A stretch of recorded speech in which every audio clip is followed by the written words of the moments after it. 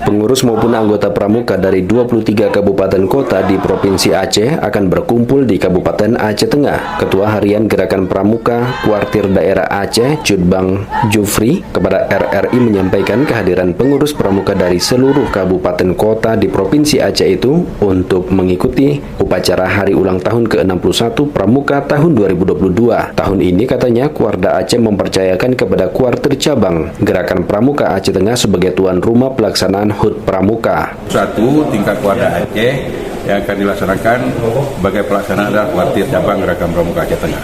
Dari hasil rapat ini kita telah menentukan bahwa pelaksanaan peringatan Hari Pramuka ke-61 tahun 2022 di lapangan Musara Alun.